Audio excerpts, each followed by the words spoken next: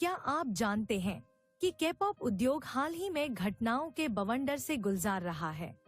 शुरुआती विवादों से लेकर शानदार प्रदर्शन तक यह काफी सफर रहा है। तो आराम से बैठें और आराम करें, क्योंकि हम के-पॉप और के ड्रामा की दुनिया में गोता लगा रहे हैं। हमारी यात्रा मार्च में शुरू होती है, जब नौसिखिया लड़की समूह इलिट ने HYBE की बेलिफ्ट लैब के तहत अपनी शुरुआत की। उनके EP सुपर रियल मी और शीर्षक ट्रैक मैग्नेटिक ने तुरंत ध्यान आकर्षित किया। हालांकि सभी का ध्यान सकारात्मक नहीं था। 17 के जियोंगहान और रेड वेलवेट के जॉय को मैग्नेटिक के लिए नृत्य चुनौती के अपने प्रयासों के लिए आलोचना का सामना करना पड़ा। इसके साथ ही इलिट को कमजोर लाइव गायन कौशल के लिए आलोचना का सामना करना पड़ा।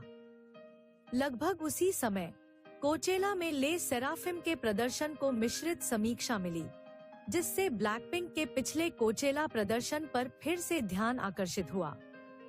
नेटिजन्स ने संगीत उद्योग में उनकी स्थायी लोकप्रियता को रेखांकित करते हुए ब्लैकपिंक की उत्कृष्टता और पौराणिक स्थिति पर प्रकाश डाला। इस बीच लोकप्रिय लड़की समूहों के लाइव प्रदर्शन कौशल ने बहस छेड़ दी। गर्ल्स जनरेशन को उनके असाधारण प्रदर्शन कौशल के लिए नए सिरे से पहचान मिली। हालांकि कुछ प्रशंसकों ने कहा कि सभी सदस्यों ने पूरे प्रदर्शन के दौरान लाइव गाना नहीं गाया। अप्रैल में आइव ने अपने आगामी दूसरे मिनी एल्बम आइव स्विच के लिए कॉन्सेप्ट तस्वीरें जारी की, जिसमें सदस्य परी राजकुमारियों के रूप में प्रस्तुत हुए। 29 अप्रैल को रिलीज होने वाले इस एल्बम को प्रशंसकों से सकारात्मक प्रतिक्रियाएं मिली। लगभग उसी समय IVE से यूजिन को यूजे सुक के नए किस्म के show whenever there a chance में अतिथि बनने की घोषणा की गई थी, जिसका प्रीमियर 23 अप्रैल को होगा। गायिका ग्यूना की शुरुआत से संगीत परिदृश्य और समृद्ध हुआ, जिसके बारे में पुष्टि की गई कि वह न्यूजीन्स डैनियले की बहन है। ग्यूना के पहले गाने ने तुरंत ही श्रोताओं के दिलों में अपनी जगह बना ली।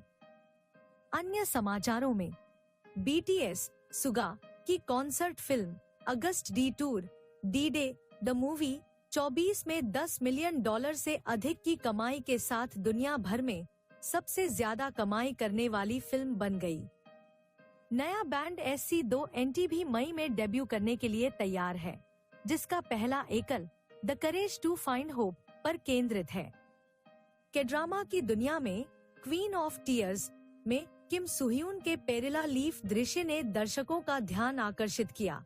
लगातार 5 हफ्तों तक अपने ही रिकॉर्ड को तोड़ दिया और सभी चैनलों पर अपने समय स्लॉट पर हावी रहा। इन सभी घटनाओं के बीच आदर्श गायकों की गायन क्षमताओं से जुड़े विवादों ने सार्वजनिक जांच को जन्म दिया, जिसमें लड़की समूह ले सेराफिम और इलिट को आलोचना का सामना करना पड़ा। अंतिम लेकिन महत्वपूर्ण बात यह है कि कोरियाई संगीत उद्योग को मूर्तियों पर भारी ध्यान केंद्रित करने के लिए आलोचना का सामना करना पड़ा, जिसके कारण R&B, जैज और इलेक्ट्रॉनिक संगीत जैसी शैलियों में गैरमूर्ति कलाकारों के लिए अवसरों की कमी हो गई। संक्षेप में कहें तो के-पॉप और के ड्रामा उद्योग में हाल की घटनाएं उतार चढ़ाव भरी रही हैं, जिसमें डेब्यू, विवाद, प्रदर्शन और बहुत कुछ शामिल है।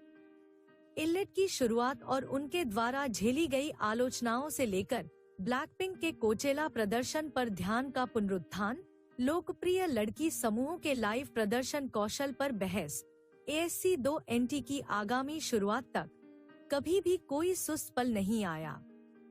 विवादों और आलोचनाओं के बावजूद के-पॉप और के ड्रामा की दुनिया अपने संगीत, प्रदर्शन और नाटकों से दुनिया भर के दर्शकों को मंत्रमुग्ध कर रही है।